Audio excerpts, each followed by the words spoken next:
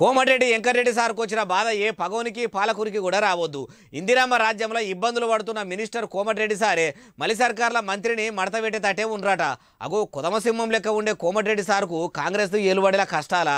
ఏ ఊగయ బాలన్న ఉత్తముచ్చట్లు చెప్తావు అనేరు. చూసినాక బాలన్న నువ్వు బరాబ్బరే చెప్పినామంటారు. అగో ముస్లింలకు మంత్రి గారికి ఏదో లొల్లి పెద్దగానే అవుతున్నట్టున్నది. బాత్కారో బాత్కారో అని బాదర్ల వాళ్ళనుడు, అరే మాట్లాడతా అని ఈయన అనుడు. జర ఆగువయా ఆగు, అరే ఉరుకులాడకు, జర మనిషికి తాత్పర్యం ఉండాలి, నిమ్మలంగా మాట్లాడు.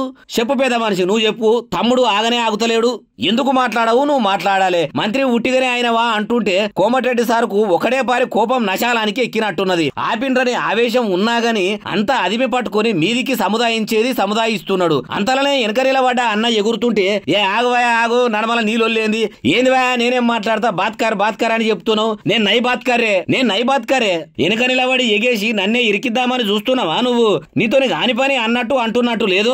అరే భగవంతా, శంకర, నారాయణ, పరందామా, ఎంత పనా ఇలా లేచి ఎవల ముఖం చూసిన్నో ఈ మందలకెచ్చి బయట పడతానా అనుకోవచ్చు.